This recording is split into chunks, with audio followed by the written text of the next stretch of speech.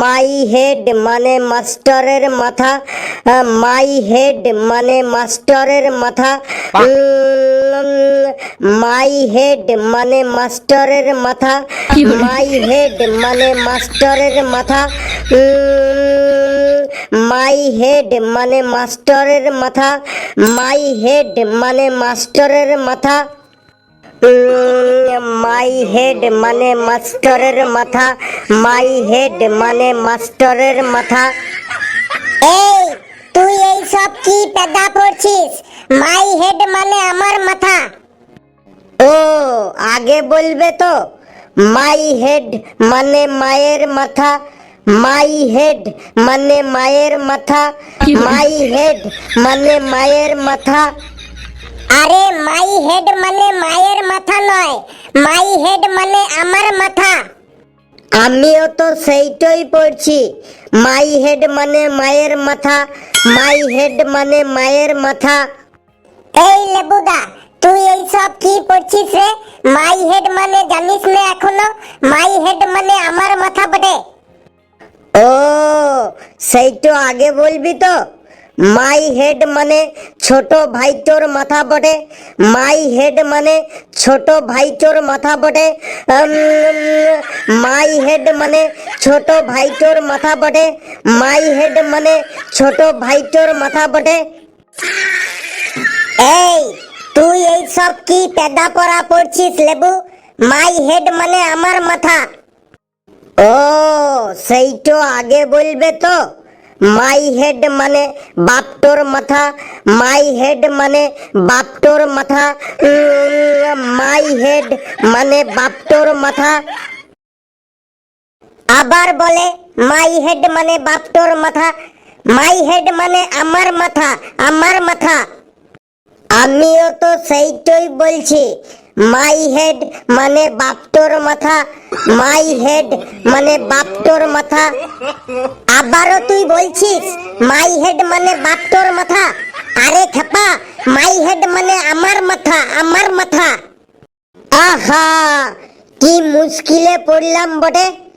আগে তোমরা সবাই মিলে ঠিক করে ডিসিশন নিয়ে বলো মাই হেড মানে কার মাথা, তারপর আমাকে বলতে আসবে। আরে মাই হেড মানে আমার মাথা, আমার মাথা। স্কুলে মাস্টার তো বলছে মাই হেড মানে আমার মাথা। আবার বাড়িতে মা বলছে মাই হেড মানে আমার মাথা। ভাই তো এসে বলছে মাই হেড মানে আমার মাথা। আবার বাপ তো মানে তুমি ওই একই কথাটাই বলছো মাই হেড মানে আমার মাথা। আমি বুঝতেই পারছি না আসলে মাই হেড মানে কার মাথাটা বটে। তোমরা সবাই আমার পড়ার সময় এসেই শুধু ডিস্টার্ব করছো। তা সূর্য আজকে কোন দিকে উঠেছে বটে? সেইটা বলতে পারবো নাই। আজকে আমি 8টার সময় ঘুম থেকে উঠেছি বটে। তা তুই হঠাৎ আজকে বই নিয়ে বসেছিস কেন? এই পরশু থেকে স্কুলে পরীক্ষা স্টার্ট হবে, তাই একটু পড়তে বসেছি। কালকে থেকে তোর স্কুলে পরীক্ষা স্টার্ট হবে, তাই তুই আজ পড়তে বসেছিস? এতদিন কি তাইলে তুই ঘোড়ার ঘাস কাটছিলি নাকি ছাগল চড়াইছিলি?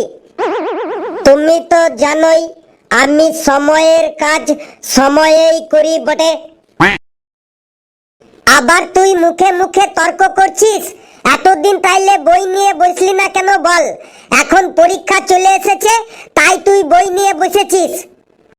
আচ্ছা তুমি পায়খানাটোতে কখন যাও বলো তো? যখন হাগা পায় তখনই পায়খানাটোতে যাই। কেন? তাইলে আগে থেকেই পায়খানাটোতে গিয়ে বসে থাকতে পারো না কেন? আগে থেকে গিয়ে বসে থাকবো কেন? হাগা লাগলেই তো পায়খানাটোতে যাব।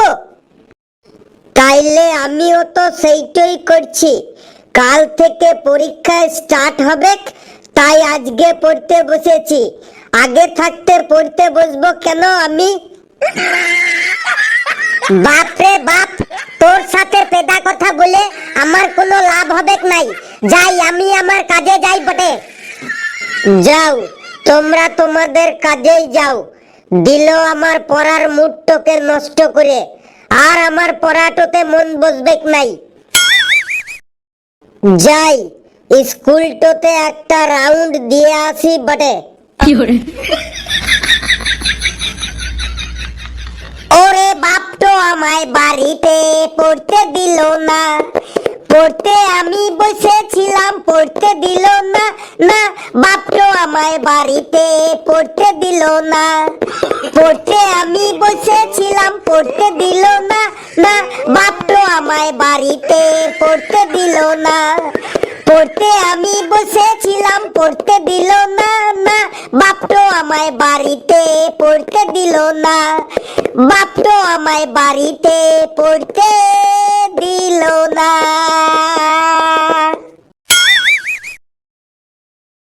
আয় আয়, কে তোকে পড়তে দিল না দেখি?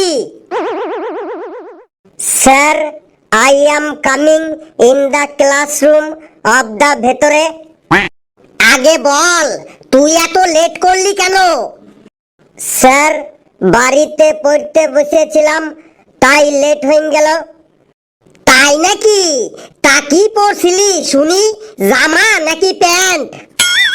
না স্যার, জামা প্যান্টও নয়, ইংলিশ বইটাই পড়তে বসেছিলাম। তা কি ইংলিশ পড়ছিলি শুনি? স্যার, আগের দিন আপনি বললেন মাই হেড মানে আপনার মাথা, কিন্তু বাড়িতে মা এসে দাবি করছে মাই হেড মানে মায়ের মাথা। ভাইটো এসে দাবি করছে মাই হেড মানে ভাইটোর মাথা। আবার বাপটাও কোথা থেকে এসে দাবি করছে মাই হেড মানে বাপটোর মাথা। আমি বুঝতেই পারছি না আসলে মাই হেড মানে কার মাথা বটে। আরে, মাই হেড মানে আমার মাথা, আমার মাথা। আমি তো সেইটাই পড়ছিলাম, মাই হেড মানে মাস্টারের মাথা, কিন্তু বাড়িতে কেউ সেইটা মানল না, সবাই যে যার নিজের মাথাটোর কথাই বলছে। বুঝে গেছি, তুই তোর বাড়ির সবাইকে পাগল করে এবার তুই আমাকে পাগল করতে এসেছিস। যা, তুই জায়গায় গিয়ে বস। এই ঘেটু, তুই কাল দৌড়ে দৌড়ে বাজারে যাচ্ছিলি কেন রে?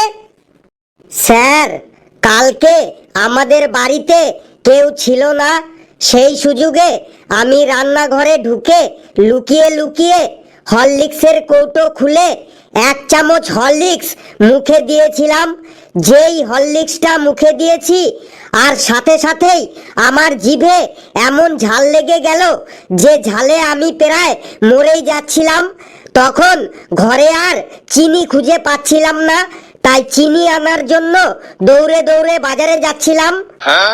বুঝেছি, তোর বাবা মনে হয় এক্সপায়ারি ডেট পার হয়ে যাওয়া হরলিক্স কিনে এনেছে, ঝাল তো লাগবেই। না স্যার, হরলিক্সের কৌটোর মধ্যে আমার মা লঙ্কার গুঁড়ো রেখেছিল, হরলিক্স ভেবে ওই লঙ্কার গুঁড়োই আমি খেয়ে নিয়েছিলাম। বলিস কি, হরলিক্সের কৌটোর মধ্যে তোর মা লঙ্কার গুঁড়ো রাখে? হ্যাঁ স্যার, ঘেট্টু ঠিকই বলেছে।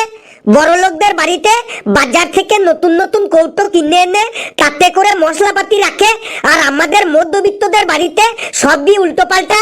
ওই হরলিক্সের কৌটোর মধ্যে লঙ্কার গুঁড়ো, তাল মিছির কৌটোর মধ্যে হলুদের গুঁড়ো, চবনপ্রাশের কৌটোর মধ্যে জিরের গুঁড়ো, আমুল দুধের কৌটোর মধ্যে লবণ, ভিটামিন পাউডারের কৌটোর মধ্যে চিনি, তারপরে ডালডা ড্রামের মধ্যে মুড়ি, তারপরে শ্যাম্পুর বোতলের মধ্যে সরষের তেল, কোল্ড ড্রিঙ্কসের বোতলের মধ্যে কেরোসিন তেল। আমি তো একবার কোল্ড ড্রিঙ্কস ভেবে কেরোসিন তেল খেয়ে ফেলেছিলাম, তারপরে পাতলা পায়খানা হয়ে 7 দিন হসপিটালে ভর্তি ছিলাম। এই তোর আবার ঘুরে ফিরে সেই পাতলা পায়খানার গল্পই শুরু হয়ে গেল। হ্যাঁ স্যার, ফেলু ভাই ঠিকই বলেছে। মধ্যবিত্তরা তাদের আন্ডারপ্যান্ট ছিঁড়ে গেলেও সেটাকে ফেলে না, ওই ছেঁড়া আন্ডারপ্যান্টটা দিয়ে রান্নাঘরের গরম হাঁড়ি কড়াই ধরার জন্য নুড়ি বানিয়ে ব্যবহার করে। পেশি, তুই দেখেছিস কেউ আন্ডার প্যান্ট দিয়ে রান্নাঘরের নুড়ি বানিয়েছে? হ্যাঁ স্যার, দেখেছি। আমাদের বাড়িতেই আমার বাবার ছেঁড়া আন্ডারপ্যান্ট দিয়ে মা রান্নাঘরের নুড়ি বানিয়েছে। আন্ডার প্যান্ট দিয়ে রান্নাঘরের নুড়ি বানায়? কি সাংঘাতিক ব্যাপার রে! স্যার, সাংঘাতিক ব্যাপারের কিছুই নেই। মধ্যবিত্তরা তাদের জাঙ্গিয়াটা ফুটো হয়ে গেলেও সেটাকে ফেলে না, ওই ফুটো জাঙ্গিয়াটা দিয়েই ঘরের পাপোশ বানিয়ে ফেলে। জাঙ্গিয়া দিয়ে পাপোশ? কি আশ্চর্য, কি আশ্চর্য! হ্যাঁ স্যার, ওরা ঠিকই বলেছে। অনেক মধ্যবিত্ত বাড়ির লোকেরা তাদের বউয়ের নাইটি ছিঁড়ে গেলেও সেটাকে ফেলে না, ওই ছেঁড়া নাইটিটা কেটে লুঙ্গি বানিয়ে পরে। হাবলু, তুই এটা কিন্তু একটু বাড়াবাড়ি বলে ফেললি। নাইটি কেটে লুঙ্গি বানায়, এটা আবার হয় নাকি? স্যার, কিছুই বাড়াবাড়ি বলিনি। আমার বাবাই তো আমার মায়ের ছেঁড়া নাইটি কেটে লুঙ্গি বানিয়ে পরে। বউয়ের শাড়ি ছিঁড়ে গেলে সেই ছেঁড়া শাড়ি কেটে কেটে অনেকে জানলার পর্দা বানায় শুনেছি, কিন্তু নাইটি ছিঁড়ে গেলে সেই নাইটি কেটে লুঙ্গি বানিয়ে পরে এই প্রথম শুনলাম। স্যার, অনেক মধ্যবিত্ত বাড়িতে গামছা ছিঁড়ে গেলেও সেইটাকে ফেলে না। তাহলে সেই ছেঁড়া গামছাটা দিয়ে কি করে লেবু? স্যার, সেই ছেঁড়া গামছাটো টুকরো টুকরো করে কেটে রুমাল বানায় বটে।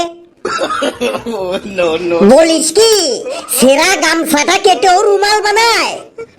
হ্যাঁ স্যার, লেবু ঠিকই বলেছে। অনেকে তো আবার মেয়েদের লেগিংস ছিঁড়ে গেলেও সেটা ফেলে না, সেই ছেঁড়া লেগিংসটা দিয়ে নিচের দিক থেকে কেটে 3/4 বারমুন্ডা বানিয়ে পরে।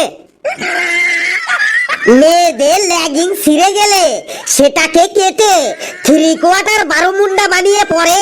তুই কি কাউকে দেখেছিস? দেখেছি বলেই তো বললাম। আমাদের পাড়ার গেদ্দু ও দিদির সব ছেঁড়া ছেঁড়া লেগিংস গুলো নিচের দিক থেকে কেটে 3/4 বারমুন্ডা বানিয়ে পরে। বাপরে বাপ, আর কত কি দেখতে হবে এই পৃথিবীতে! হ্যাঁ স্যার, মধ্যবিত্তরা দেশলাই জ্বালানোর পরে ওই পোড়া দেশলাইয়ের কাঠিটাও রেখে দেয় কান খোঁচানোর জন্য আর দাঁত খোঁচানোর জন্য। তারপরে মধ্যবিত্তদের পায়ের জুতো ছিঁড়ে গেলেও সেটাকে ফেলে না, আবার ঝাঁটাটা ক্ষয় হয়ে গেলেও সেটাকে ফেলে না। ওই ছেঁড়া জুতো আর ঝাঁটাগুলোকে বাড়ির সামনে দড়ি দিয়ে বেঁধে রাখে, যাতে তাদের বাড়িতে কারো নজর না লাগে। ঠিক আছে, ঠিক আছে, এবার তোরা থাম, আর তোদের মধ্যবিত্তর কাহিনী শোনাতে হবে না। এই ঘন্টা পড়ে গেল, আমি এবার আসি।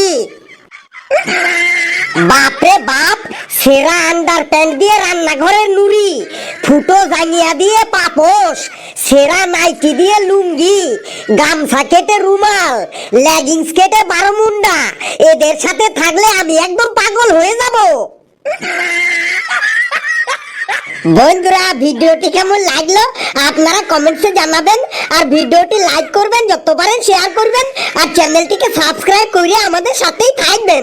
হাসতে থাকুন, সুস্থ থাকুন, যত বেশি হাসবেন তত বেশি সুস্থ থাকবেন।